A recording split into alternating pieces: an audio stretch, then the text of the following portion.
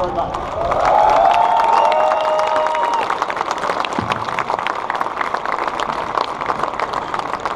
Thank you. Next we have Robert Sutherland from the 39th.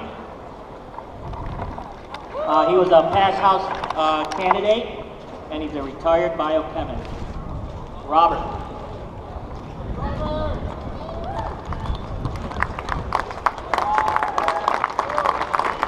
Hey guys, how are you doing? I'm the only speaker today that can say this. There were 11, you just stood through 11 speakers. I'm the 12th man.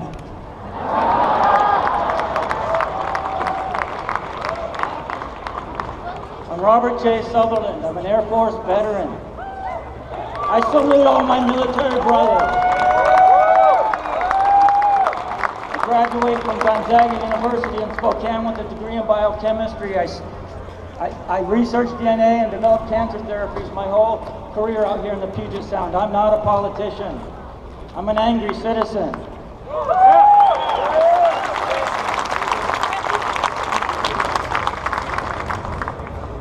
Governor, shame on you.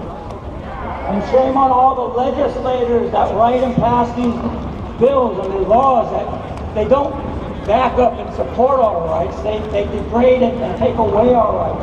Shame on you guys. And that is why we are here today, isn't it? We are here to send a message to these politicians that don't know the first thing about protecting our rights, that we are not going to take it anymore. You can write the laws, you can pass them, but you need to understand one thing.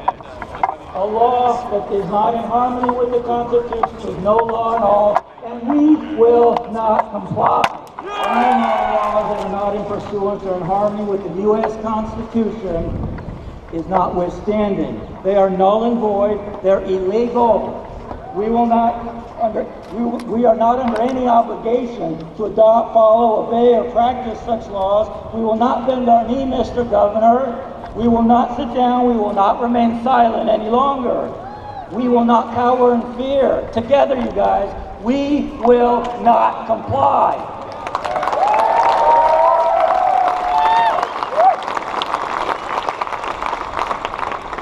Let me quote some more, will you? Bear with me.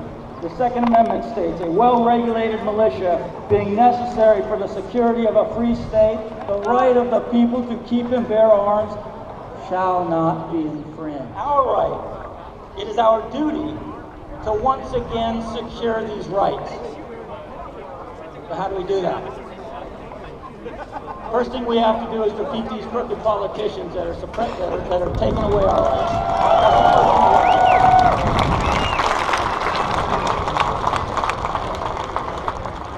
By the way, I guess it's a good enough time. What a great crowd we have. Let me make this next statement, will you?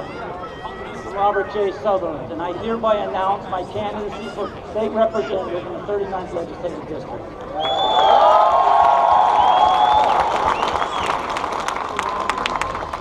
We need to unite together in large numbers. I am currently in consultation with others, and we are exploring ways that we can do just that, gather thousands of concerned citizens into a single force.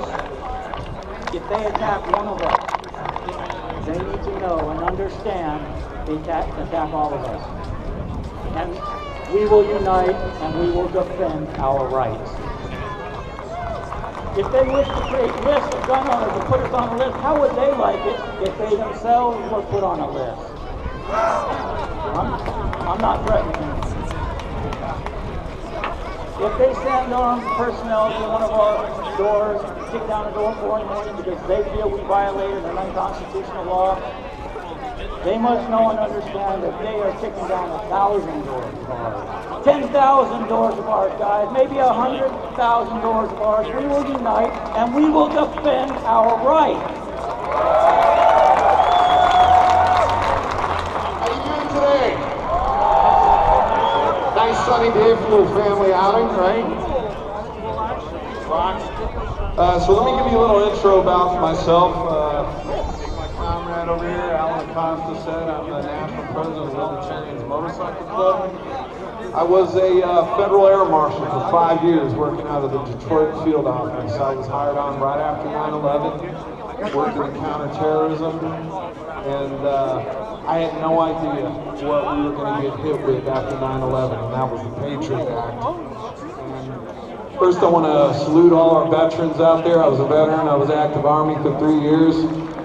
Give our brothers and sisters a big hoo-ah. Yeah, I like it. Leading up to this event. Here's one that I heard in a coffee shop, and this is going to be a little offensive, but what I'm doing is presenting an invalid argument based on false premise. It goes something like this. Guns kill. Veterans were trained to use guns, therefore no veterans should be allowed to own guns. Right? I mean, is that a false premise or what, people? There you go. Paraphrase, but that was the general argument. I found it offensive as both an American citizen and a veteran. It's ridiculous. Mainstream wouldn't do it. They never do it. That's not an accident. Their editors, their journalists are told, we can't do this story. We can't print this story. We can't talk about this. We can't talk about defensive gun use, because guess what? Then reality would set in, and everybody would start seeing the Matrix. Even the people on the left that are ignorant would start to see it. So somehow, I don't know how we do it, guys, but somehow we have to hold the media accountable. Those 6 mega corporations, we gotta protect the internet. Otherwise, we're blind right now, because they're just giving us 10% of the story. The shooter did this, the shooter did that. They don't even say suspect anymore. They don't say that. They use gunmen. I sent an email to USA Today writer Kevin Johnson, who wrote the headline story about the shooting at the Orlando nightclub. I told him to issue a retraction on one particular line of the story. Quote, the attack, the deadliest mass shooting in U.S. history. He didn't respond to my email, and of course he didn't issue a retraction. Why? Let me give you some history. Some of you people know this. They don't teach this in school very often. On December 29th, 1890, at Wounded Knee Creek in southwestern South Dakota, a mass shooting led to the death of more than 250, possibly as many as 300 Native Americans. These people were guilty of no crime and were not engaged in combat. A substantial number were women and children. This, my friends, was the deadliest mass shooting in U.S. history. And now, as Paul Harvey used to say, the rest of the story. Possibly the most undernoted, suppressed part of this horror was the event that preceded this massacre. That same morning, Colonel James Forsyth demanded the Native Americans surrender all their firearms. Let me repeat that. The U.S. government disarmed them. Let me say that another way. The citizens were disarmed before they were massacred. Don't ever forget that. American exceptionalism, it can't happen here. It did happen here. It can happen anywhere. Disarming law-abiding citizens, making them potential victims of criminals who do not obey the law is not the answer. Let's find a way to bring back critical thinking, logic, and reason back to our K-12 education.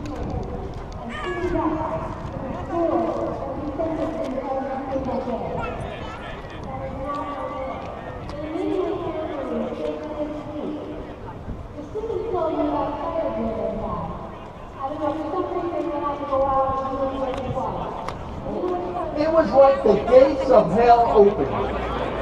I mean, every single, how many gun bills did you have that had a hearing and all this other stuff? None of that would have happened if we had control. So, you know, you heard one of the previous speakers say, I don't care what party you are. I also don't care what party you are, as long as you vote Republican. We need to get the majority back. If we had the House and the Senate, remember we're only off 1 vote in the House, 1 vote in the Senate, actually 2 in the House, 1 in the Senate. If we could get those seats, we would have control, and we would stick it to the governor and the attorney general. We would be able to actually pass legislation and send it directly to the people for a vote and bypass the governor altogether. that are here. Guns are a ladies' issue. They're not a man's issue. In downtown Seattle, when they said, oh, we have this program to lock up your guns. You unload your gun and you lock it up. And I said, that's an anti-woman issue. It's anti-woman. Behind you, it tries to grab you. You get away. You run into your bedroom. You unlock your safe. You load your guns. And then you protect yourself. And they all stopped and stared at me. And you could see the wheels turning. Yeah, I said, this is nonsense. The only reason to pass a law to say that you need to have your guns locked up is to charge you with a crime in case something happens. I did that when I was your age, and it was a stupid thing to do. You know? So, we need to be encouraging our children to be active in school, stand up to these guys are bullies. That's all they are. Now, the interesting thing was, when we left Seattle, somebody said to me down there, they go, you know, when I mentioned women, says, does your wife have concerns about your pro-gun stance? I said, yes, she's very concerned. Good, I thought so. She's concerned we have enough ammo. So she won't let me buy any more guns. We have to combat this coming initiative. Okay, we're just going to say decline to sign. It doesn't do anything. It makes us, its mission is to make law-abiding citizens criminals. That's the only reason for this thing. So, with that, I'd like to say thank you very much for coming. Thank you for a great showing. It's important that people see this. So, thank you. God bless you. God bless America.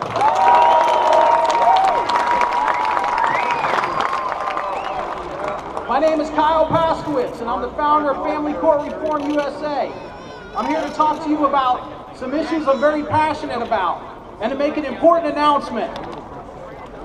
How many of us believe that all of our legislators here in Olympia are doing everything they can to protect our constitutional liberties? How many of us believe that it's up to us, we the people, to hold our elected government accountable for upholding and defending the U.S. Constitution? Well, I do too. 17 years ago, in a little room at a MEP station in Baltimore, Maryland, I held up my right hand and swore an oath to my country. That oath did not end when I completed my military service in 2006. Since that time, I've continued to find ways to serve my family, my community, the people of Washington, and the people of this great nation. I've served on the local PTA as the chairman of the Watchdogs program. I've coached my son's sports teams. I volunteered in Seattle for Stand Up for Kids, working with homeless youth, and I'm working on opening a new chapter in Tacoma. And I've spent countless hours lobbying in Olympia to reform our broken family court system. It was in that process that I really began to understand that our fundamental rights are constantly under threat by many of those in our government. There are those who wish to stifle our freedom of speech by filtering our content on the internet. There are those who wish to threaten our freedom of religious expression by telling businesses what products they can or cannot sell. We have unlawful seizures of property and civil asset forfeiture without due process and without criminal charges. We have family courts that routinely deny the rights of fit parents without just cause and without recourse. And of course, there's a reason we're all here. In our state especially, there's an ongoing threat against our Second Amendment rights every time a lawmaker supports the idea that restricting the rights of lawful gun owners is going to reduce violence. We all know that disarming law-abiding citizens only creates more opportunities for criminals to harm you or your family or take your property. We cannot continue to allow these things to happen. It's no secret that our state and our country are hurting. We have an opioid epidemic. We have an overwhelming and growing homeless population. We're more politically divided. Thank you all you guys for coming out. This event was for you guys. I wanted to provide a platform for Tessa and folks that are in support of the Bill of Rights and the Second Amendment. and something that has been neglected in the media. We've been marginalized, and now they're learning. We're no longer the silent majority. We're going to continue to stand and fight. Many stories. I'm going to naturalize the immigrant. I came from a time in the Philippines when it was martial law.